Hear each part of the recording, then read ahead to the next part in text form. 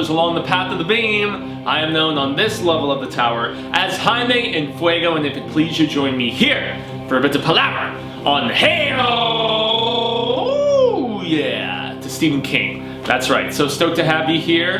Bienvenidos to the horror show, and you can just call me Fuego for short. And this is a program that I do twice every single week here on our YouTube horror variety extravaganza. That's right, every terrifying Tuesday, every scarific Saturday, which is where you were seeing this. And yeah, this is actually a very cool announcement that I wanted to at least give my thoughts on and just impart a little bit of insight, because there was a big announcement this past week about another Side King property that people have been clamoring for, myself included, for so goddamn long, to finally be adapted. And personally for me, even though it's not the biggest of books, I am so excited for what we could potentially have with this. And that is with a TV series adaptation. Now, it's not TV in like the network sense. It is a Hulu program that will be based on the Eyes of the Dragon. Yeah, seriously, y'all have no idea how much this excites me. And now, granted, just to temper expectation, enthusiasm, and all that other stuff, much like with the Dark Tower on Amazon, it has only received a pilot order so far. But honestly, Hulu is the home of Castle Rock, which got a lot of attention. Game of Thrones is ending right now, and that's how everybody has been getting their, you know, swords and sorcery, medieval fix.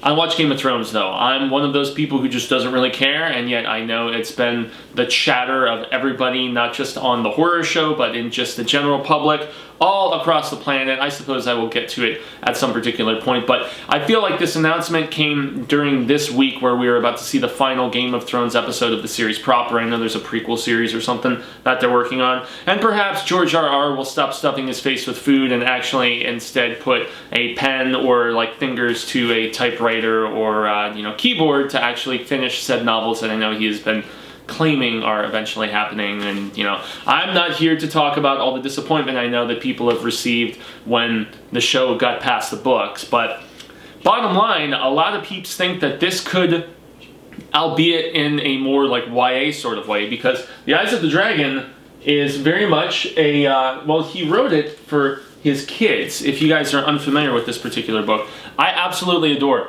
Eyes of the Dragon, and yet I've seen certain people in the Hail to Stephen Ka-Tet Facebook group that have been like, it was too childish, it was too slow, it was boring, whatever. I cruise through this book every year or so, and I just did an anniversary review of it recently, and I love The Eyes of the Dragon. I feel like this is really just, it's sharp storytelling despite the fact that it doesn't have those horror tropes and stuff, and it's really just, it's about a relationship between two brothers, you know, Peter the older, handsome one who you assume the kingdom is going to go to, and then Thomas the younger, more robust and awkward one. And the very cool thing is that this, the kingdom that this takes place in, for the uninitiated, Delane is mentioned in the Dark Tower, The Wind Through the Keyhole. It's a part of All World. It's a part of, you know, just basically the whole, you know, Dark Tower, you know, mid-world, all-world universe of sorts. And so hence the medieval trappings and stuff, and, you know, connections with Gilead and all these other places that you're familiar with in the Dark Tower. But it also has the Stand connection in the fact that you've got Flag,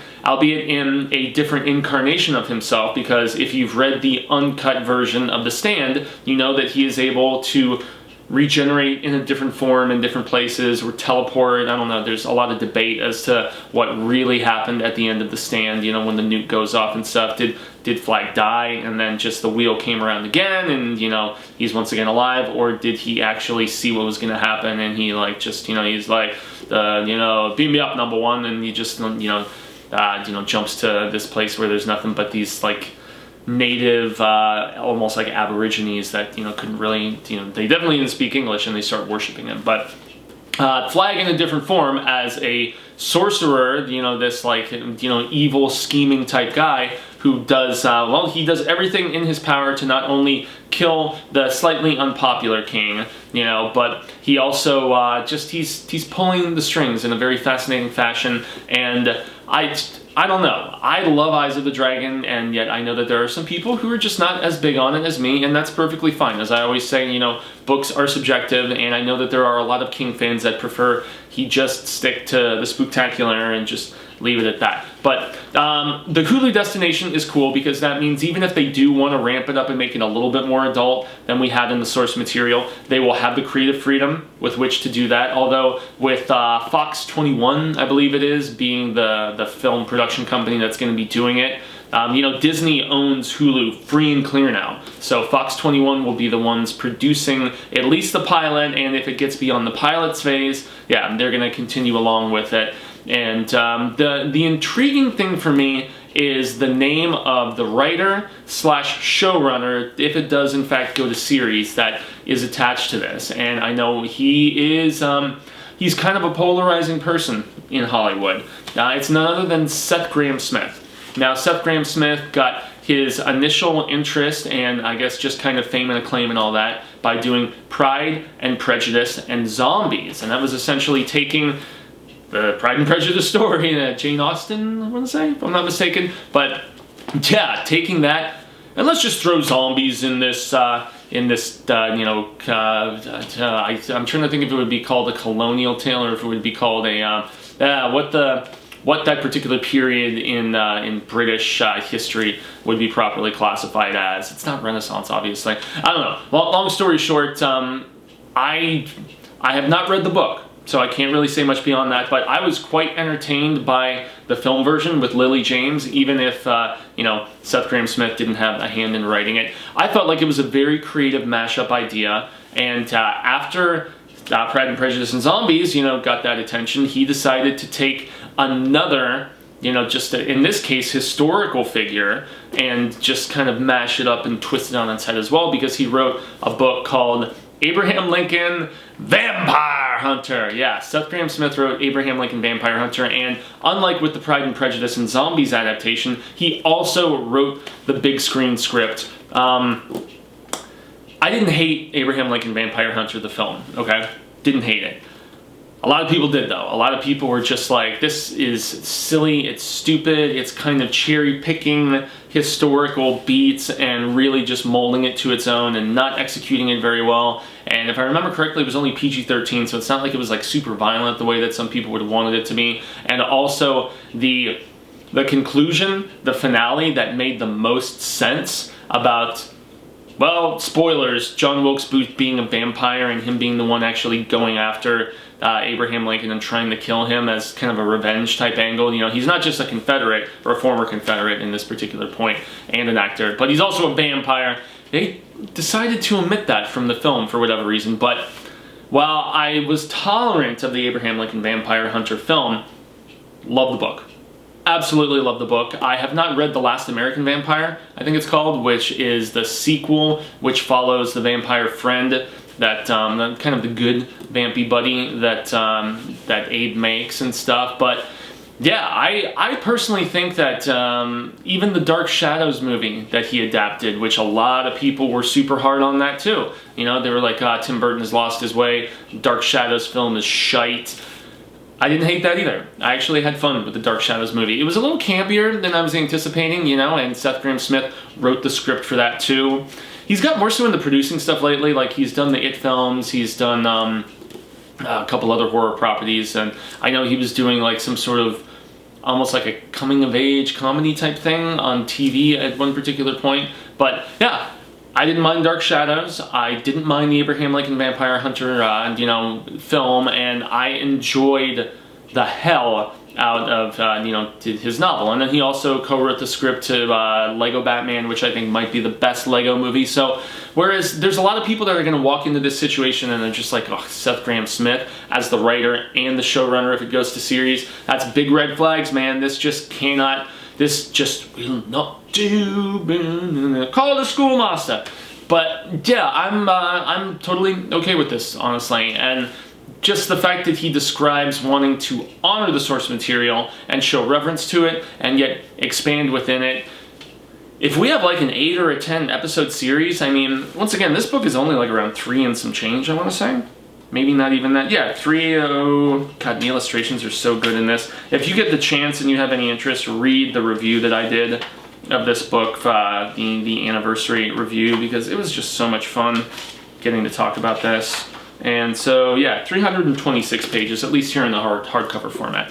But I think you could easily spread it out and just kind of like tinker with some things here and there and flesh out the guts of just how the narrative goes down with, you know, Peter getting accused of the death of the father, Thomas taking the throne, Peter getting locked in this, you know, in this tower. Yeah, King had a lot of correlating themes in this, you know, with respect to the Dark Tower and stuff. But and just how he's plotting his escape and with the napkins and everything. I think the title of this was originally called The Napkins, and then he changed it. But you know, despite writing it for his kids, I guess it didn't necessarily.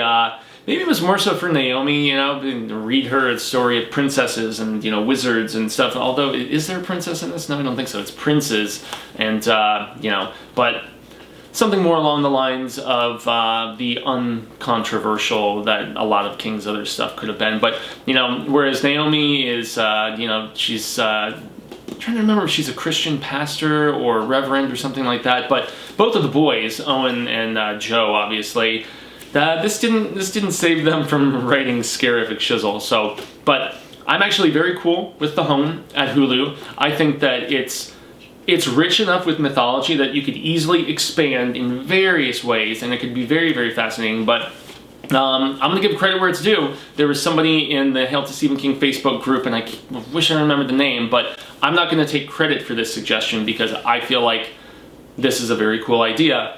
So say you do season 1 of this, if it does in fact go to order as a straight adaptation, you know, you do Peter and his plotting after he gets accused, and you get all that flag flavor that we love so damn much, and you get just there's also a little bit of like political unrest described in this book, and you know, just people getting upset with Thomas and some of the decisions that he makes once he becomes king. And he's not, this young boy, you know, despite not being of the handsome variety like Peter, he's not like evil incarnate. It's really just flag manipulating him to a degree. And so some of the decisions that he makes for the kingdom of Delane, a lot of the people are dissatisfied with, and you have like, it's almost like Star Wars-y in the fact that you've got like rebels out in the woods and stuff. And so, I don't know, man. I feel like there is a lot as far as storytelling and mythology that could be expanded upon, especially in the first season if you have like an 8 to 10 episode order. But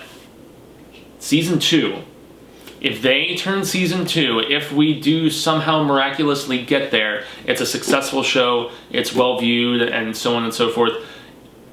This book basically ends with one character teaming with another. Let's just, well, it's one of the two sons, and teaming with a young butler, and they are basically going after a very significant character who has wronged them. And this is me not wanting to spoil things, because I want you, if you have not seen it, to read The Eyes of the Dragon. But if they did the sequel to this that is hinted at in the very end of the novel, I mean, King never wrote it, unfortunately, even if, you know, all of us have clamored for it for decades at this point. This book originally came out in 1984, hence the fact that I did the anniversary review earlier this year. And they've tried to make it into an adaptation quite a few different times. The one that I'm most familiar with is in 2012, when Sci-Fi was trying to, like, they were basically debating, do we do short-run TV series, like a mini-series, you know, like maybe 3 to 6 episodes or something like that, or do we just make a TV movie, make it a couple hours?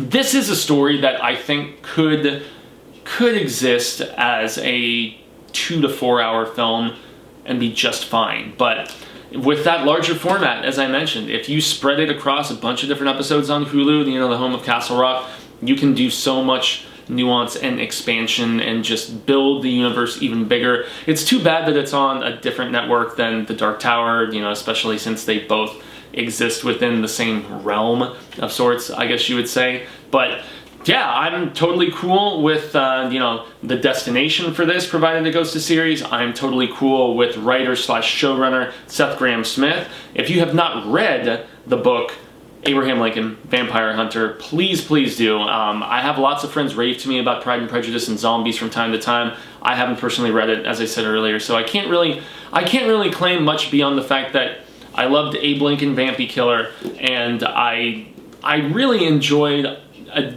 decent amount of what he's done for screen. And I don't think he's necessarily like coughed up a turd or had a stinker or something like that. It's just there has been, you know, variance of quality. And he's very, very proud and very excited to, you know, try to adapt this and show just honor to the king, you know, pay proper homage and whatnot. And I mean, hey man, for that and that alone, I'm super on board with this. And boy, do I hope that this, along with the Dark Tower series, both get picked up by their respective outlets of Hulu for this one and then Amazon Prime for the Dark Tower. There was some set photos that leaked just this past week for the Dark Tower where they're filming it in, I want to say New Zealand maybe?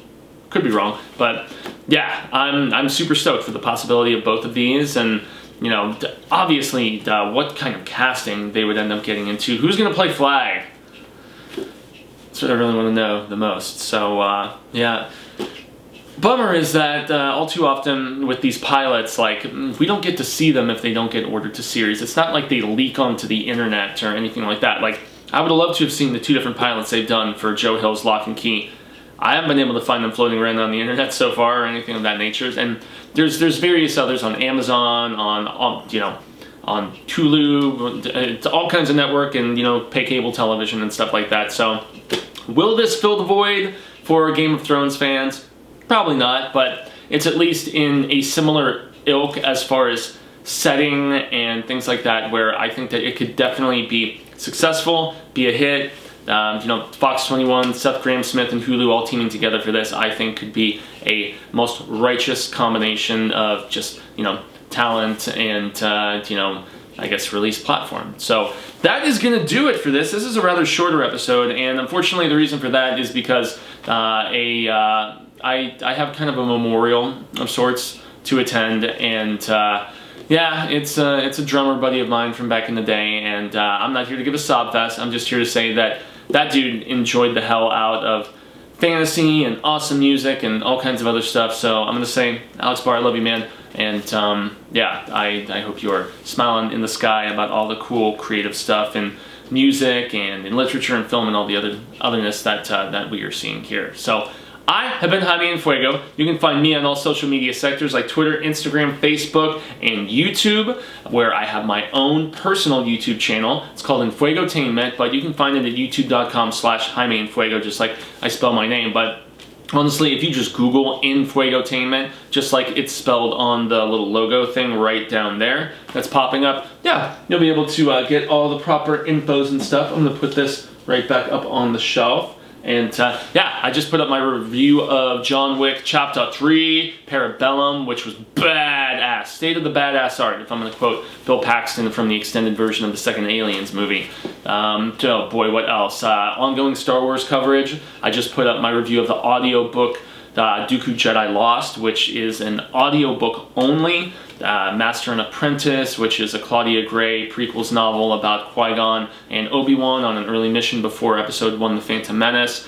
Yeah, I mean, I'm trying to make that content as frequent as possible. I also discussed the report that Robert Pattinson is going to be the new Batman, so I did a little live episode about that too. So all kinds of coolness, but if you're here for the spooktacular, obviously. And so, yeah, if you're down with that, you need to make sure that you have liked and shared and subscribed to this channel. Hit the bell that you see just to, I think in the schematics, it's to my left. To my left, to my left.